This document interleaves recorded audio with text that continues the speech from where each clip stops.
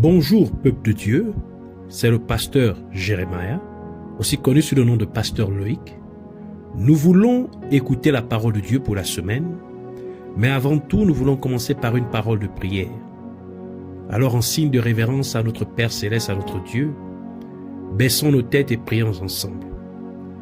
Dieu de gloire, Dieu tout-puissant, Dieu de merveille, Dieu de prodige, Roi des rois, Seigneur des seigneurs. Merci pour cette énième opportunité que tu nous accordes de pouvoir nous recueillir dans ta présence. Merci pour ce que tu as prévu pour nous durant ces moments. Nous venons ainsi nous abandonner en tes mains, corps, âme et esprit, pensée, cœur et l'air, l'atmosphère, tout autour de nous et en nous. Nous recommandons toutes choses en tes mains. Prends le contrôle de tout. Et que tout ce qui n'est pas de toi soit neutralisé au nom de Jésus-Christ. Nous implorons aussi ta compassion, ta miséricorde, chacun de nous. Nous prions, Seigneur, que tu nous pardonnes pour tout ce que nous avons pu dire, penser et faire qui ne t'a pas honoré et glorifié. Purge ainsi notre conscience de toute œuvre morte, œuvre inutile, afin que nous venions à te servir comme il se doit. Nous levons contre tous ceux qui s'opposent à la révélation de qui tu es, à la révélation de ta parole, soient liés, renvoyés dans les gouffres de l'enfer, au nom de Jésus-Christ. Et nous proclamons que Jésus-Christ est Seigneur, à la gloire de Dieu le Père. Merci de nous amener dans la profondeur de tes mystères, mystère de ta parole, au nom de Jésus-Christ. Amen. Alors nous allons prendre notre passage principal des Saintes Écritures dans le livre de Luc chapitre 11, versets 5 à 8. Nous lisons ainsi la parole de Dieu dans le livre de Luc chapitre 11, versets 5 à 8 au nom de Jésus-Christ.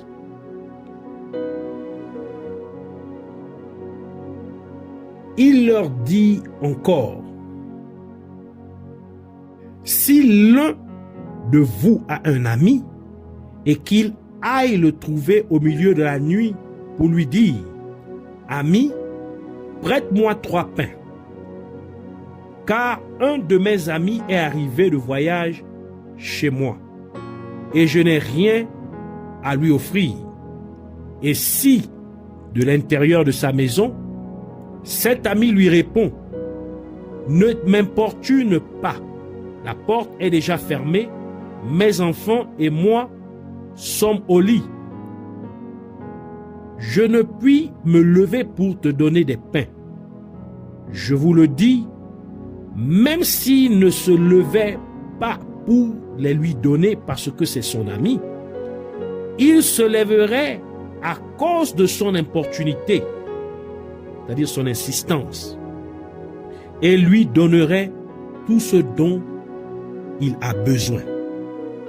Que le Seigneur bénisse sa parole, qu'elle vienne pleine de grâce, de vie et de révélation au nom de Jésus-Christ.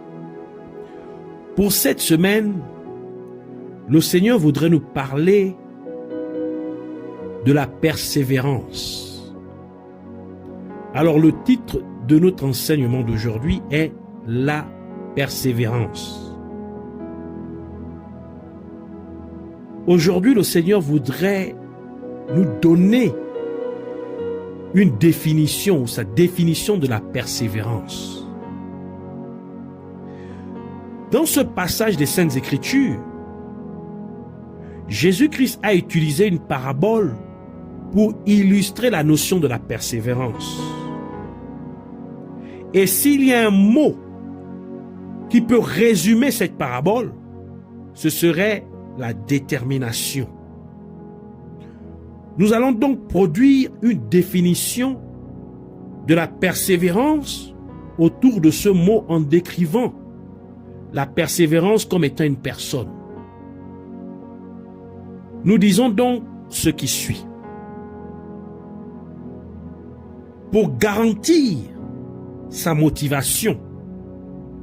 La persévérance tourne ses intentions vers sa destinée. La persévérance croit que sa fin ne sera pas fatale. Par contre, la persévérance croit que sa fin sera une conclusion partant de l'accomplissement d'un plan divin par rapport à la mission qui lui a été confiée. La persévérance se place dans la phase d'assiduité. Elle accepte de n'agir à compte courant. Elle applique sa violence à forcer les réalités là où l'injustice l'avait repoussée. Et il en sera ainsi jusqu'à ce qu'elle soit confirmée à la fin de sa compétition au titre de vaillant. La persévérance accepte de se frayer son propre chemin. Elle ne tiendra pas compte de la vitesse de son allure, partant de ses objectifs, car désormais, l'essentiel pour elle, c'est d'avancer avec acharnement, se disant que le fondamental, c'est d'atteindre le but. Donc, ce qu'il importe le plus, c'est d'atteindre son but. Au nom de sa détermination, la persévérance se rend insensible aux paroles décourageantes des personnes contre son itinéraire. L'idéal est qu'elle aille là où la destinée a décidé.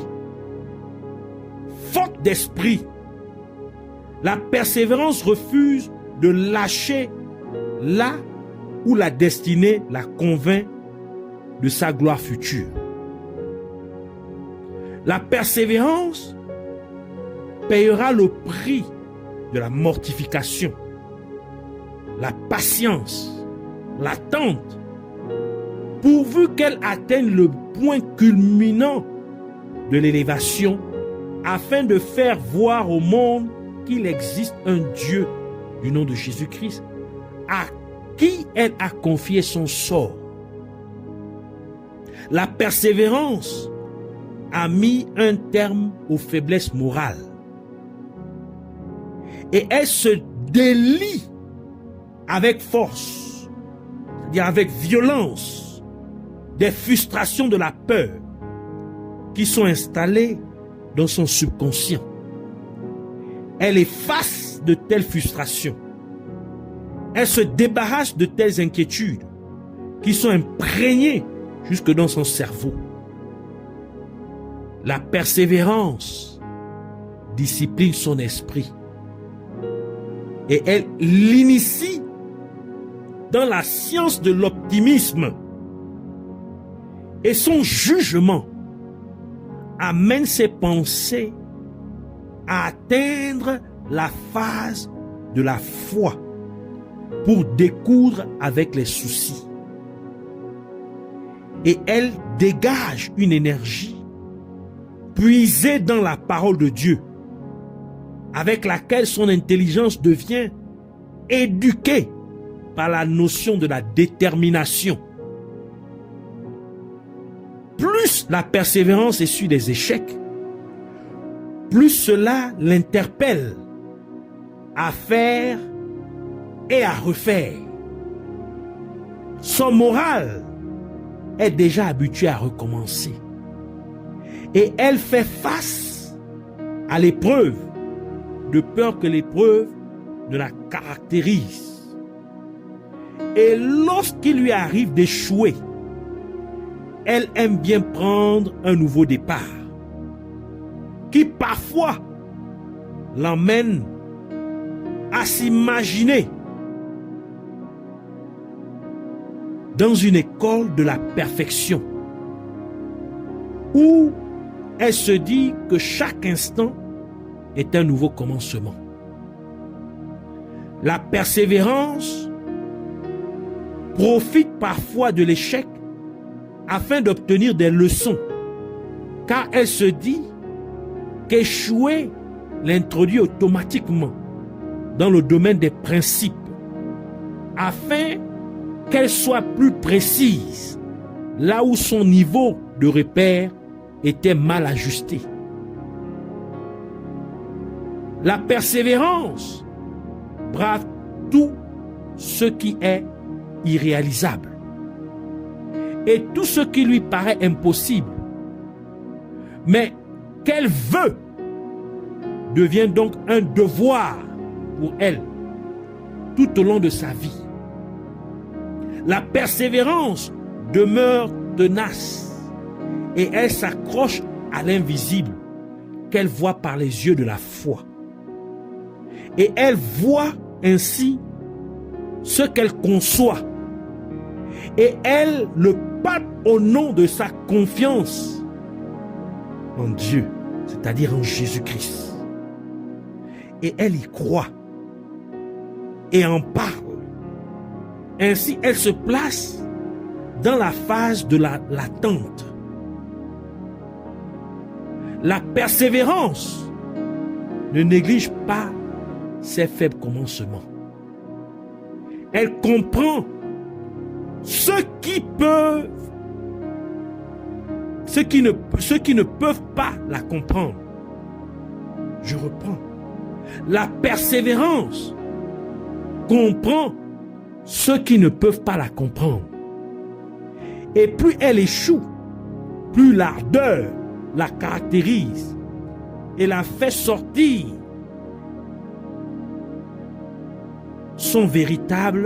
l'amène à faire sortir son véritable potentiel.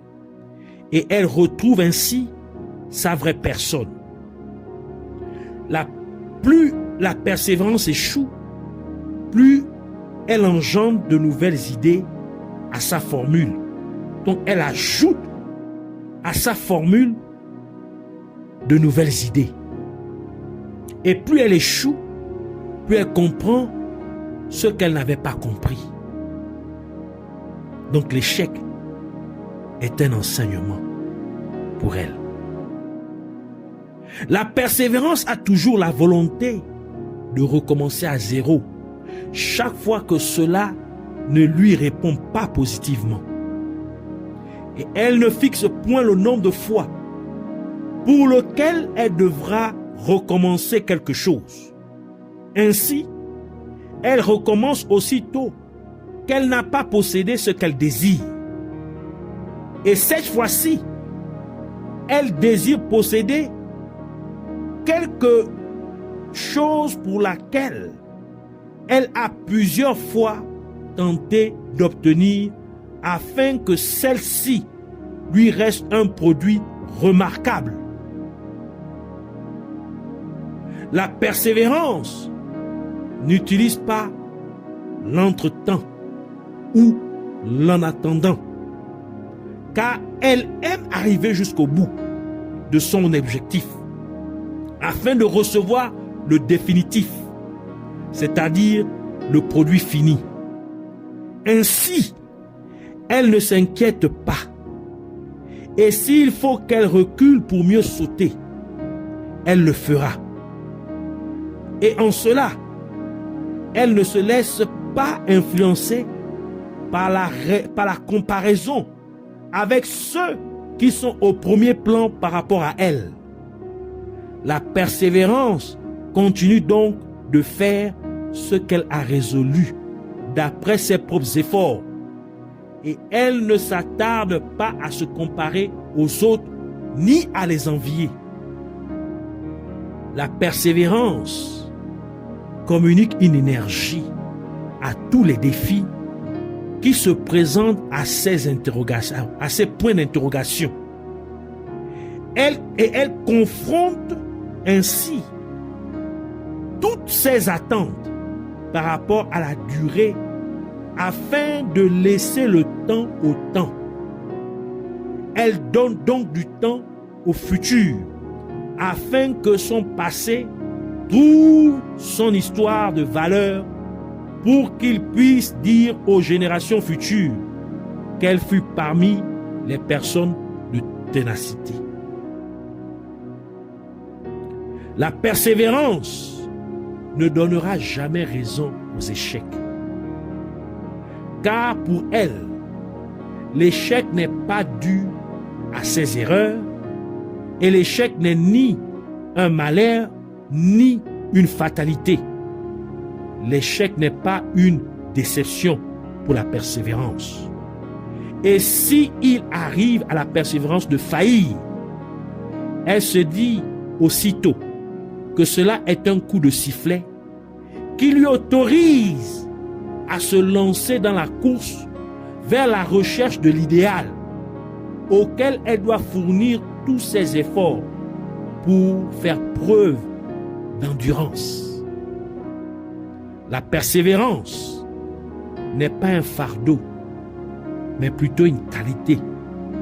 Pour celui qui fait abstraction des réalités contraires à sa destinée. Je reprends. La persévérance n'est pas un fardeau, mais plutôt une qualité pour celui qui fait abstraction des réalités contraires à sa destinée. La persévérance, c'est montrer son indifférence vis-à-vis des oppressions. Ainsi, la persévérance s'engage à persister dans son objectif. C'est ainsi que nous pouvons résumer ce qu'est la persévérance. Et si nous devons prier, nous pouvons utiliser cette définition et la confesser au nom de Jésus-Christ. Par exemple, je vais reprendre pour dire, remplacer la persévérance par ma personne. Je dirais ainsi, pour garantir ma motivation. Je tourne mes intentions vers ma destinée. Je crois que ma fin ne sera pas fatale. Par contre, je crois que ma fin sera une conclusion partant de l'accomplissement d'un plan divin par rapport à la mission qui m'a été confiée. Je me place dans la phase d'assiduité. J'accepte de n'agir à compte courant. J'applique ma violence à forcer les réalités là où l'injustice m'avait repoussé.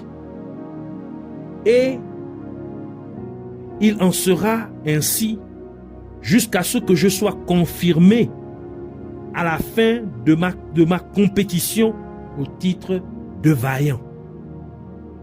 C'est ici un exemple que nous puissions prier par rapport à la persévérance au nom de Jésus. C'est-à-dire en confessant maintenant ce passage. Et plus vous allez confesser cela, plus ce passage va s'imprégner en vous. C'est-à-dire ce que la persévérance est, va s'imprégner en vous. Et ces caractéristiques vont se manifester dans vos vies. Au nom de Jésus-Christ, soyez bénis.